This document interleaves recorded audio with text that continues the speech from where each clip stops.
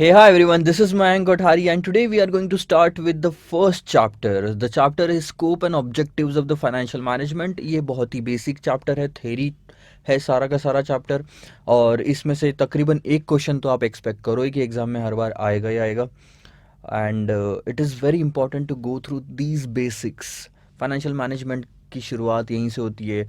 इस चैप्टर में हम देखेंगे कि फाइनेंशियल मैनेजमेंट का इम्पोर्टेंस क्या है, मीनिंग क्या है, क्या काम होता है फाइनेंशियल मैनेजमेंट में, क्या चीज़ें हम देखते हैं फाइनेंशियल मैनेजमेंट में।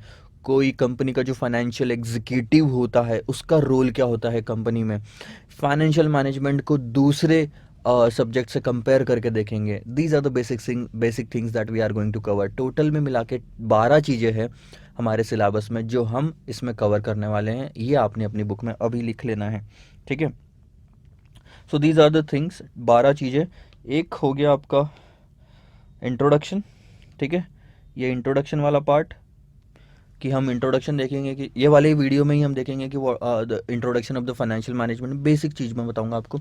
उसके बाद फाइनेंशियल मैनेजमेंट की डेफिनेशन देखेंगे कि प्रॉपर डेफिनेशन क्या होती है, मीनिंग क्या होता है फाइनेंशियल मैनेजमेंट का, किस तरह से फाइनेंशियल मैनेजमेंट इवॉल्व हुआ, ज़रूरत क्या पड़ती है।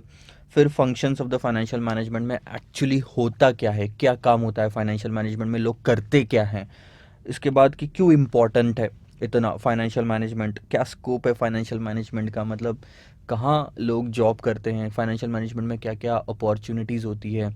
उसके बाद में objectives, what are the objectives of financial management, की पर्पस क्या होता है, क्यों हम फाइनेंस को, पैसों को मैनेज करना हमारे लिए बहुत ज़रूरी है। क्या पर्पस होता है पैसों का मैनेज करने का। फिर कहाँ कहाँ इश्यूज आ सकते हैं, कॉन्फ्लिक्ट्स। उसके बाद में रोल ऑफ फाइनेंस एग्जीक्यूटिव, हर कंपनी में, बड़ी जो कंपनीज होती है वो फाइनेंस एग्जीक्यूटिव्स होते हैं वहाँ पे, उनका क्या काम होता है कंपनी में। उसके बाद में हम देखेंगे कि फाइनेंशियल डिस्ट्रेस एंड इंसॉल्वेंसी के केस में क्या चीज़ें होती है, relationship with related disciplines. Financial management का अकाउंटिंग से हम कंपैरिजन देखेंगे, cost accounting and other item जो है उससे। और उसके बाद में एजेंसी प्रॉब्लम्स एंड कॉस्ट। धीरे धीरे करके ये एक एक चीज़ें हम देखेंगे। हर एक चीज़ के लिए सेपरेट वीडियो होगा। अगर कोई पर्टिकुलर कॉन्सेप्ट लंबा है, ज़्यादा है, तो फिर हम उसके लिए 2 वीडियोस बनाएंगे। But this will be the entire thing that we are going to discuss in this chapter. So as a whole अगर मैं समरी बताऊँ इस चैप्टर की, so these are the 12 things that we are going to discuss in this. एक revision purpose के लिए आपको ये चीज़ें ध्यान में रखना ज़रूरी है। चैप्टर ख़त्म होने के बाद में एक पूरी पिक्चर होनी चाहिए सामने में कि हाँ ठीक है, फाइनेंस पहला चैप्टर, 8वां सब्जेक्ट, पहला चैप्टर फाइनेंशियल मैनेजमेंट की 12 चीज़ें थी। इंट्रोडक्शन, इंसॉल्वेंसी, और उसके बाद में आप importance, conflicts and everything sequence wise याद हो जाएगा। आखिरी में धीरे धीरे करते हम रिवाइज भी करते जाएंगे इसमें। तो आओ सबसे पहले देखते हैं introduction to the financial management. Let's take one thing. सबसे पहले मैं आपको बताता हूँ, मान लो कंपनी एक, ठीक है, एक कंपनी है। और सबसे पहले कंपनी को बैलेंस शीट लेते हैं। चलो सबसे बढ़िया बैलेंस शीट टी फॉर्म में लेता हूँ मैं, ठीक है। टी फॉर्म में बैलेंस शीट लेता हूँ। आपको पता है यहाँ पे बैलेंस शीट में यहाँ पे होते हैं फिक्स्ड असेट्स, इतना पार्ट होता है करंट असेट्स और करंट लाइबिलिटीज़ का, जिसको मैं बोलता हूँ वर्किंग कैपिटल। और इतना पार्ट होता है मेरे equity share, preference share, debentures, loan. तो इसको मैं बोलता हूँ कैपिटल स्ट्रक्चर। मतलब किस तरह से मैंने कैपिटल लेके आया, फंड्स लेके आया हूँ कंपनी में। सबसे पहला डिसीजन, ठीक है, सबसे पहला डिसीजन, आपको ये पता लगाना है कि कौन कौन से ऐसे असेट्स है जो मुझे खरीदने की ज़रूरत है मेरी कंपनी चलाने के लिए। जैसे मैं एग्जांपल देता हूँ मेरा, मैं क्या पढ़ाता हूँ, ठीक है। मेरी कंपनी है कॉन्फ्रेंसा प्राइवेट लिमिटेड। अब इस कंपनी में मुझे क्या चाहिए, एक बिल्डिंग चाहिए होगी पहले तो। सबसे पहले मुझे एक बिल्डिंग चाहिए, तो ये मेरा असेट हो गया। उसके बाद मुझे कंप्यूटर्स चाहिए। फिर मेरा स्टूडियो सेटअप है तो मेरे को माइक लगेगा, वो भी मेरा फिक्स्ड असेट ही है, क्योंकि माइक ही 1-1 लाख रुपए का आ जाता है, ठीक है।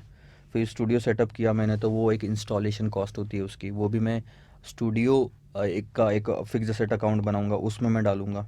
जैसे मैंने साउंड प्रूफ कराया, फिर मैं कैमरा लेके आता हूँ, उसको मैं फिक्स्ड असेट मानूंगा, ठीक है। फिर फर्नीचर लगेगा मेरे को, एम्प्लॉयज़ कहाँ बैठेंगे, मैं कहाँ, मैं जब जहाँ बैठा हूँ वो फर्नीचर का ही पार्ट हो गया, ठीक है। सो फर्नीचर हो गया। सो इस तरह से मेरे को सारे फिक्स्ड एसेट्स पता लगाने की क्या क्या ज़रूरत है मेरे को कंपनी स्टार्ट करने के लिए, ठीक है। उसके बाद मैं अमाउंट पता लगाऊंगा। सबसे पहला डिसीजन हो गया वो। उसके बाद मैं अमाउंट पता लगाऊंगा कि इसमें कितने रुपए लगेंगे, इन्वेस्ट करने के लिए। चलो लेट्स से फॉर एग्जांपल मैं मान के चलता हूँ कि मेरे को टोटल 1 करोड़ रुपए का इन्वेस्टमेंट लगेगा सारी चीज़ें करने के लिए। तो एक क्योंकि बिल्डिंग जो मेन तो बिल्डिंग कॉस्ट ही आ जाएगी आपको, ठीक है। 1 करोड़ रुपए लगेगा। दूसरा डिसीजन कि पता लगाना कितनी अमाउंट की ज़रूरत है।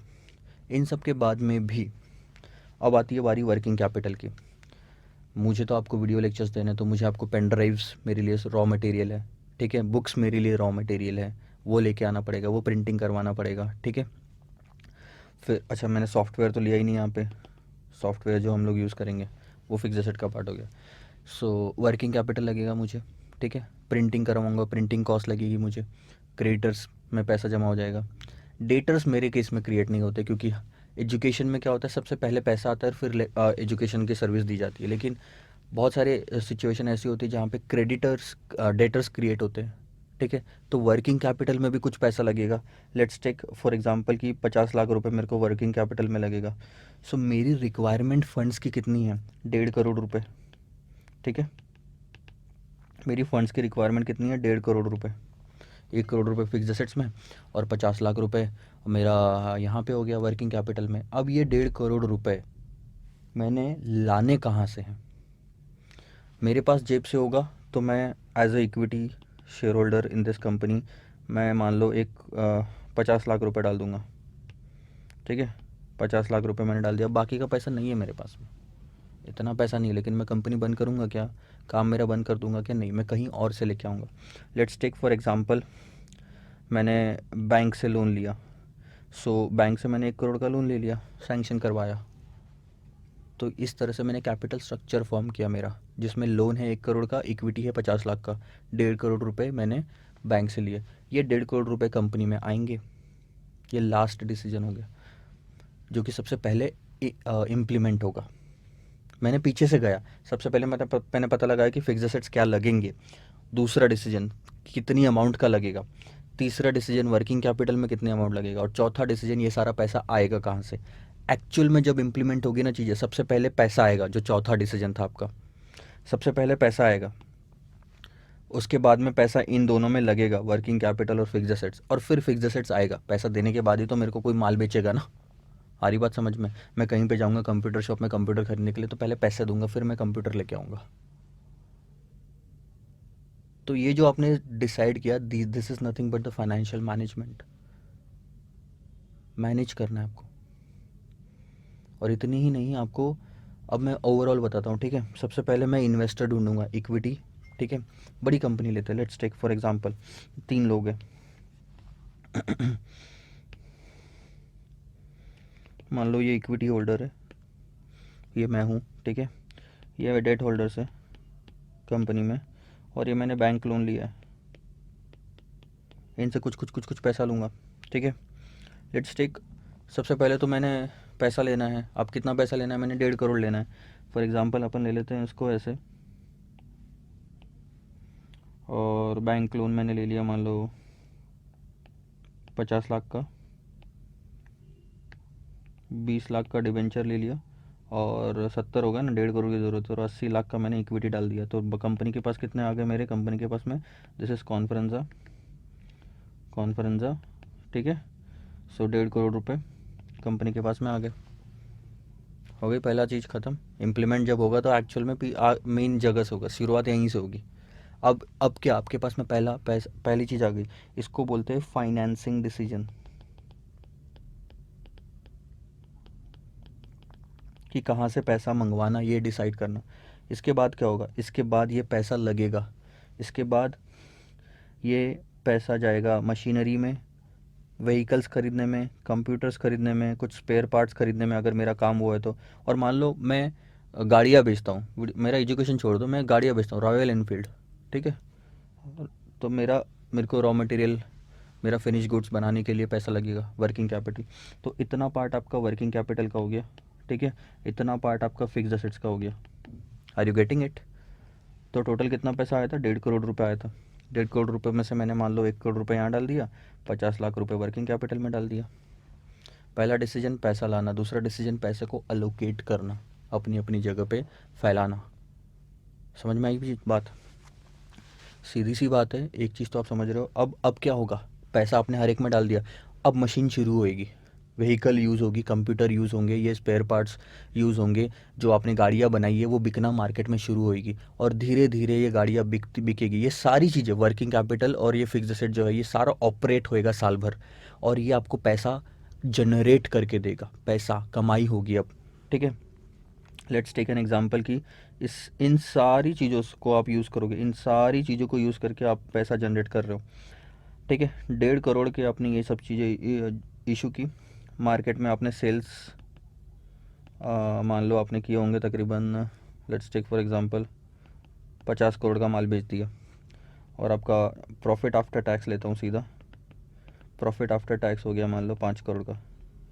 ठीक है, तो आपने कितना कमाए साल भर में? 5 करोड़ रुपए कमाए। ठीक है, कमा लिए 5 करोड़ रुपए आपने। अब क्या, सीधी सी बात है, जिनसे पैसा लिया उनको कुछ वापस रिटर्न भी तो देना पड़ेगा ना। इन लोगों ने आपको फ्री में पैसा दिया क्या? नहीं, ये लोग कुछ ना कुछ पैसा एक्सपेक्ट करते हैं कि हमको रिटर्न मिले। ध्यान देना, ये कौन है? Equity share holder. ये कौन है? डिबेंचर। ये कौन है? बैंक। ठीक है, इक्विटी वाला क्या एक्सपेक्ट करता है रिटर्न में? डिविडेंड।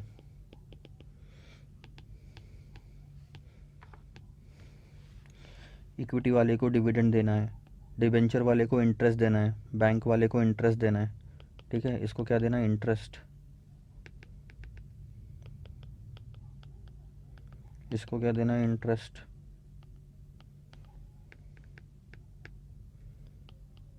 और इसको क्या देना है? डिविडेंड।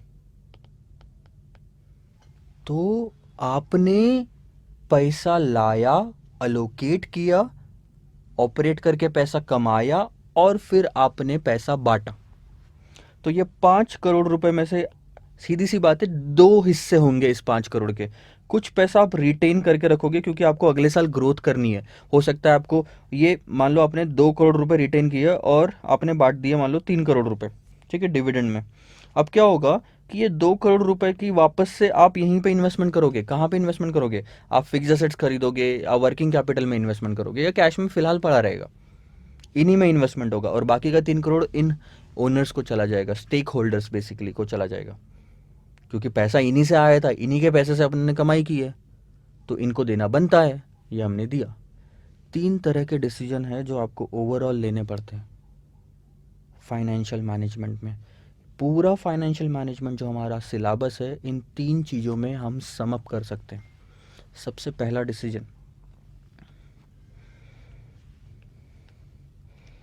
हम उसको बोलते हैं फाइनेंसिंग डिसीजन, कि पैसा आएगा कहाँ से और कितना। उसके बाद में हम इन्वेस्टमेंट कहाँ करेंगे, उस पैसे को इन्वेस्ट करेंगे ना, इसलिए बोलते हैं इन्वेस्टमेंट डिसीजन, कहाँ कितना पैसा लगाना है। और लास्ट में आपका आएगा डिविडेंड डिसीजन, कि कितना किसको बांटना है। देखो, इंटरेस्ट जो बांटा जाता है इनको, ये तो फिक्स्ड होता है, तो ये आप डिसाइड नहीं कर सकते, लेकिन डिविडेंड वेरिएबल होता है, कभी बांटना है तो बांटो, नहीं बांटना है तो मत बांटो। डिविडेंड डिसीजन, ये 3 तरह के डिसीजन है जो कि कंपनी लेती है, 1, 2 और 3। ये लिख के ज़रूर रखना। यही आपका इंट्रोडक्शन टू फाइनेंशियल मैनेजमेंट है, इसी में सब कुछ कवर अप हो जाएगा।